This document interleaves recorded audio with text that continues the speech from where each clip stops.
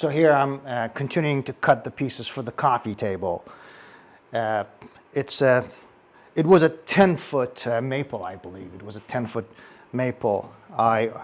In order to make it more manageable, I already cut it into smaller chunks. And now on the miter saw, I am going to now size it up to the right size for the legs, a couple of stretches around the coffee table. I'll share you the plan that I had in SketchUp, so you know what I'm building. So I'm continuing to cut the length, the width, and then taking it to the planer, planing it to the right size. All right, continuing.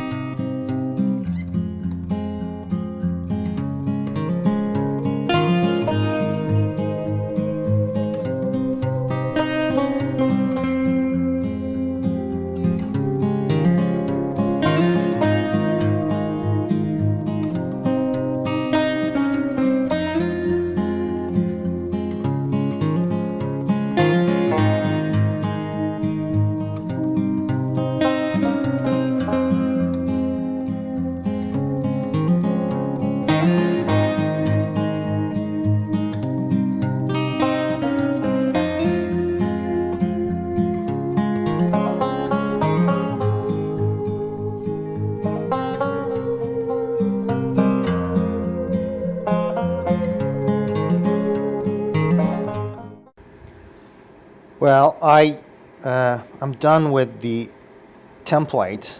These templates are either for the side stretchers, like the longer one is for the longer stretcher, obviously, and this is the leg. So I'm done with it. I am going to just glue it up with double-faced tape and start cutting it. So here's what I'm doing it. I've already applied the adhesive over here with, again, this is double-sided double-sided tape. I'm trying to attach it so I can cut it through my my saw, the band saw.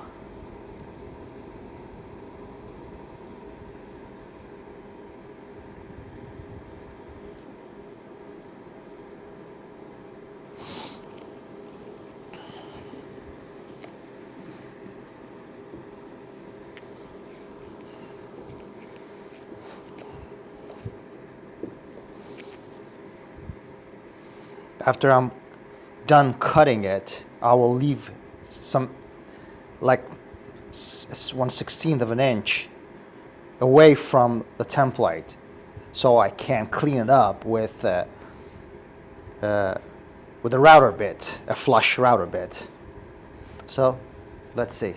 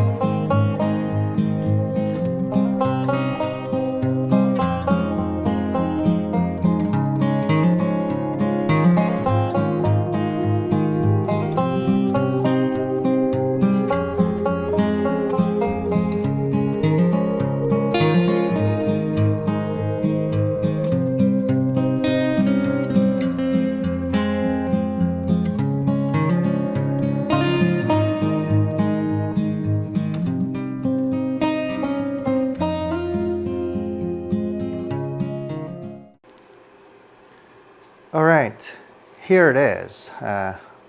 I'm dry fitting it. It's no glue up, nothing. It's just dominoes. I was trying to see how it looks and how the joints are going to look like. So yeah, I'm not sure if I'm going to be using this top, but sure, the size is the same, but the top, because there are many defects in it, I don't think I'm going to be using it. I will definitely use walnut, that's for sure. But yeah, according to the plan, which is this, it turned out to be fine.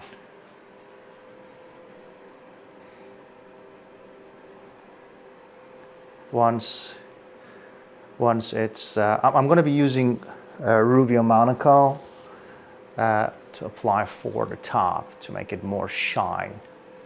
Like the color will glow and come out once everything is applied. But yeah, here it is. Just a quick look around.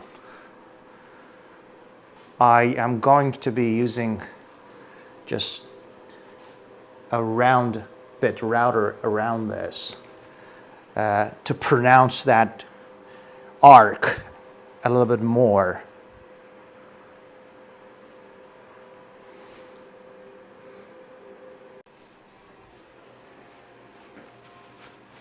All right. Everything is looking good as far as the fitting. So I'm planning to glue it up.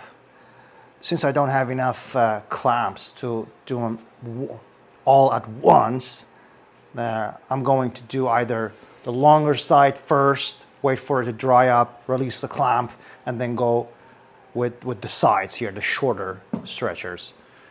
Yeah, and that's what we're gonna do.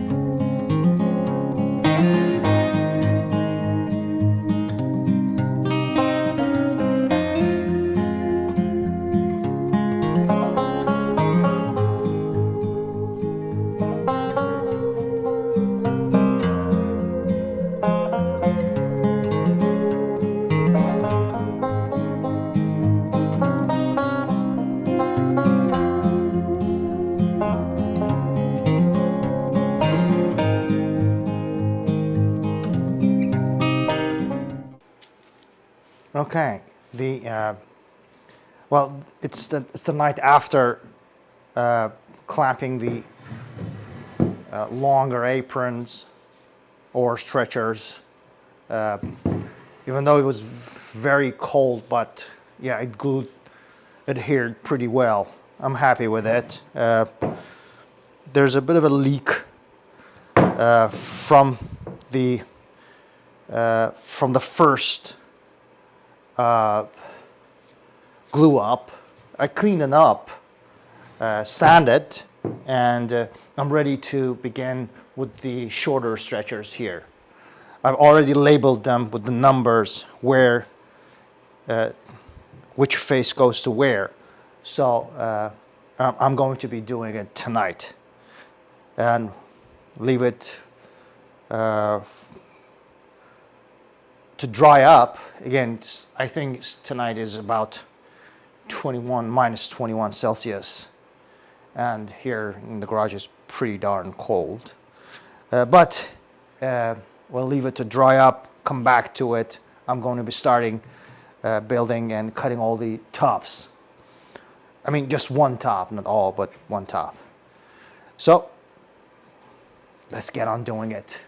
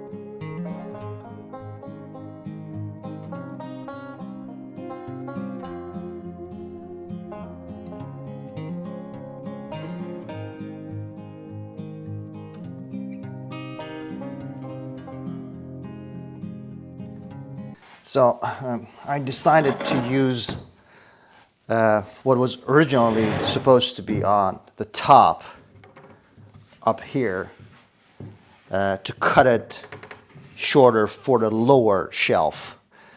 Again, because in the process of me trying to plane it off, I made it, I made a couple of mistakes, and some of the area where it was originally this wide got defected. I didn't want to use it, but my wife liked it so much, and she was like, can you not use it for the lower shelf? And that, I thought that was a great idea. So I'm going to be using this for the lower shelf, and the top we have decided to make it epoxy plus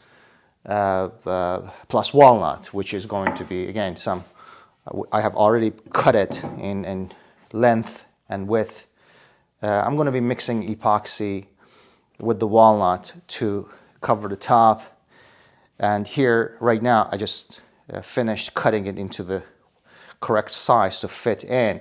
Now, in order to support it, I decided to also cut this in narrow strips and place it underneath here in all four corners to support the top. So that's what I'm going to be doing right now.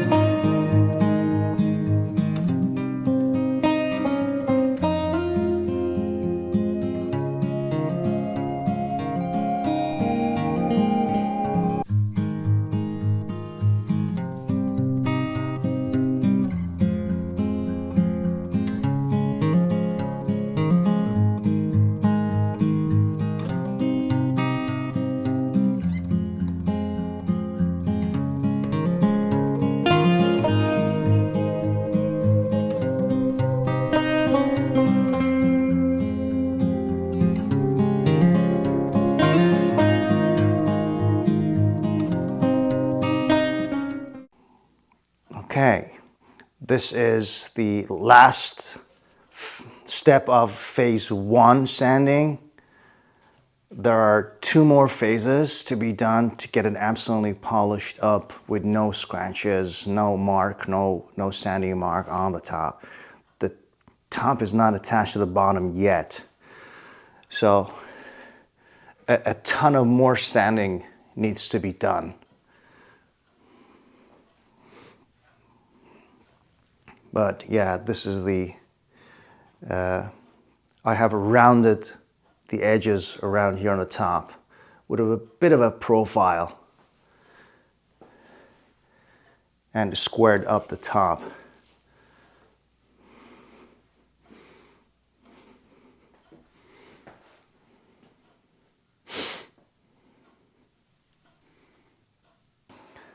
Now I'm ready to attach the top to